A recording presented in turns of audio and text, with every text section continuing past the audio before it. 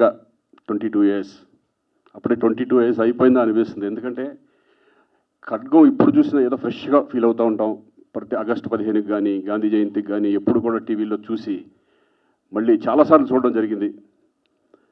నా సినిమాల్లో the best film ఇప్పటికి చాలామంది అడుగుతూ ఉంటారు, ఖడ్గం లాంటి ఫిలిం తీయండి తీయండి అని. ఎక్కడ తీస్తాం ఇప్పుడు? తీయలేం. ఎందుకంటే అది ఒకటే వస్తుంది, పీస్, మాస్టర్ పీస్. నా లైఫ్లో నేను ఎప్పటికీ మర్చిపోలేని ఈ సినిమా మళ్ళీ అక్టోబర్ 18న రిలీజ్ చేయడం చాలా సంతోషంగా ఉంటుంది. ఎందుకంటే జనరేషన్స్ మారిపోతూ ఉంటాయి. 20 years జనరేషన్స్. ఇప్పుడున్న జనరేషన్కి ఎవరికి ఖడ్గం అంటే ఎవరో తెలియదు. ఎందుకంటే వాళ్ళు 20 years వచ్చేసి ఉంటాయి కాబట్టి ఆ యూత్కి ఎవరికి కూడా ఖడ్గం గురించి నాకు తెలియకపోవచ్చు. మళ్ళీ ఒక మంచి పేట్రియాటిక్ ఫిలిం, మంచి ఫిలిం మీ ముందుకు రాబోతుంది. డెఫినెట్గా ఒక మంచి సినిమా చూసిన అనుభూతి మీకు కలుగుతుందని నేను మనస్ఫూర్తిగా అనుకుంటున్నాను. డెఫినెట్గా ఇంకా వంశీ, అసలు ఈ సినిమా నాకు వచ్చేది కాదు, నన్ను వద్దన్నారు ప్రొడ్యూసర్ గారు. మధుమురళి ఫస్ట్ అంటే ఒకటి, అంతకుముందు నేను ఎప్పుడు ఫ్యామిలీ సబ్జెక్ట్ చేసేవాడిని. ఫ్యామిలీ సబ్జెక్ట్ చేస్తూ ఇంత పెద్ద దీంట్లో ఒక బ్యూటిఫుల్ మంచి ఎమోషనల్ క్యారెక్టర్ చేయడం అనేది ప్రొడ్యూసర్స్ కూడా డెఫినెట్గా వంశీ ధైర్యం చేసి నాకు ఇచ్చాడు. కానీ అంతే కదా వంశీ, ఫస్ట్ వద్దన్నాడు కదా. శ్రీకాంత్ కాకుండా వేరే వాళ్ళు అయితే నేను సినిమా చేస్తానని చెప్పారు ఆయన.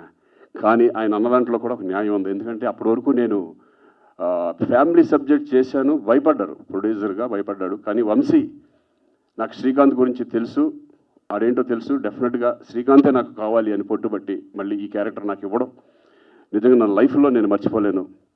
వంశీ అలాగే మధుమురళి కూడా. మధుమురళి అన్నాడు కానీ తర్వాత మళ్ళీ ఎస్ నువ్వు అనుకున్నట్టే కరెక్టే చేసేయండి అని చెప్పారు ధైర్యంగా. ఆ ధైర్యం చేసి నాకు ఆ క్యారెక్టర్ ఇవ్వడం. అలాగే దాంట్లో రవితేజ, ప్రకాష్ రాజ్ వాళ్ళు విద్యగా రాలేదు, వాళ్ళు లేరు, ఊళ్ళో లేరు కాబట్టి రాలేకపోయారు, లేకపోతే వాళ్ళు వచ్చేవాళ్ళు. So thank you Vamshi. నాకు ఎందుకంటే వంశీ సినిమాలో ఆర్టిస్ట్ చేయడం అనేది ఒక నేను ఫిల్మ్ ఇన్స్టిట్యూట్ నుంచి వచ్చాను, కానీ ఈయన ఒక ఇన్స్టిట్యూట్, సపరేట్ ఇన్స్టిట్యూషన్. ఎందుకంటే వంశీ చెప్పే విధానం, ఆర్టిస్ట్కి ఇంజెక్ట్ చేసే విధానం ఎంత బాగుంటుందంటే ప్రతి పాయింట్, ఈచ్ పాయింట్ మన నరనరాల్లో దింపేస్తాడు. అటువంటి వంశీ ఆయన సినిమా చేసిన తర్వాత మనకి చాలా కాన్ఫిడెన్స్ వస్తుంది. వేరే సినిమాలు చేసినప్పుడు చాలా ఈజీ అనిపిస్తుంది. అట్లా 3 సినిమాలు ఆయన డైరెక్షన్లో చేయడం, నేను ఖడ్గం తర్వాత నా 100వ ఫిలిం, 100 మూవీ కావాలని వంశీ అయితే నాకు బాగుంటుంది నా 100వ సినిమా. కానీ మహాత్మా, అలాగే గోవిందుడు అందరి వాడేలో నాకు బ్యూటిఫుల్ మంచి క్యారెక్టర్ రామ్ చరణ్ సినిమాలో ఇవ్వడం. ఇలా చెప్పుకుంటూ పోతే ఈయన గురించి చాలా ఉంటాయి. ఎందుకంటే నాకు నచ్చిన డైరెక్టర్స్లో వంశీ ఒకళ్ళు. ఇప్పటికీ ఆయన ఇంకా ఉంది, ఆయన ఎన్నో మంచి సినిమాలు చేయాలని. ఇంకా ఇండస్ట్రీలో వంశీ లాంటి డైరెక్టర్, నిజంగా అంత టెక్నికల్ డైరెక్టర్ ఈరోజు కూడా ఆయన పాత సినిమాలు ఏది చూసినా సరే ఆయనలాగే తీసే డైరెక్టర్స్ చాలా తక్కువ. అటువంటి మళ్ళీ వంశీ ఇంకా మంచి సినిమాలు చేయాలి. అక్టోబర్ ఇప్పుడు ఈ 18న రిలీజ్ అవుతున్న సినిమా మీరందరూ చూసి ఎంజాయ్ చేస్తారని నేను అనుకుంటున్నాను. ఎందుకంటే నా లైఫ్లో బెస్ట్ సాంగ్ నువ్వే సాంగ్, అది ఎప్పటికీ మర్చిపోలేను. సిరివెల్ల సీతారామ శాస్త్రి గారు ఆయన లేకపోవడం నిజంగా దురదృష్టం. ఈ సాంగ్ జరిగినప్పుడు గుర్తుందా నీకు? ఏంటి ఫస్ట్ సాంగ్ విన్నప్పుడు, ఏంటి వంశీ డ్యాన్స్ పెట్టవేంటి, మామూలుగా నడిపించి చేపించేస్తున్నావు అన్నాను. గుర్తుందా? ఈ సాంగ్లో డ్యాన్స్ ఉండకూడదురా, ప్లీజ్ రా, డ్యాన్స్ లేదురా అన్నాడు. అలా ఒక సరదాగా నాకు కొంచెం షై ఉండేది. హీరోయిన్తో, సోనాలి బింద్రే తనతో చేసేటప్పుడు షై ఉండేది. మేమిద్దరమే కలిసి రిహార్సల్ చేసేవాళ్ళం. నువ్వు ఆగు, మేమిద్దరం చేస్తాం, ఫస్ట్ నన్ను టెన్షన్ పట్టద్దని చెప్పి.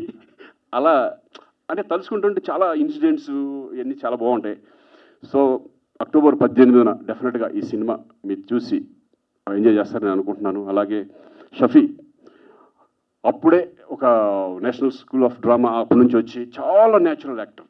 ఎంత న్యాచురల్ అంటే నేను ఇన్స్టిట్యూట్ నుంచి వచ్చాం కానీ బట్ వాళ్ళ ఇన్స్టిట్యూషన్, వాళ్ళ స్టైల్ ఆఫ్ యాక్టింగ్ వేరే ఉండేది. అంతా అంటే మెథడ్ యాక్టింగ్ టైప్ ఆఫ్ ఎక్కువ ఉండేది కదా మా ఇన్స్టిట్యూషన్. మాకు అది నేర్పల, మాదంతా వెళ్ళిపోతూ ఉండేది అంతే అది.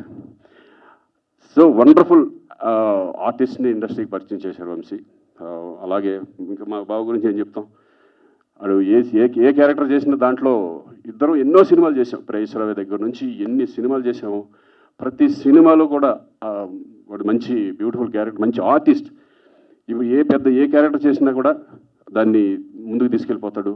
అద్భుతమైన పర్ఫార్మర్. థ్యాంక్ యూ బాబా. ఎన్నో సినిమాలు, అద్భుతమైన సినిమాలు ఉన్నాయి మన వినోదం దగ్గర నుంచి అప్పుడు లెక్కేసుకుంటే. సో మరి మరొక్కసారి అందరికీ నేను థ్యాంక్స్ చెప్పుకుంటున్నాను, అలాగే ప్రొడ్యూసర్స్కి.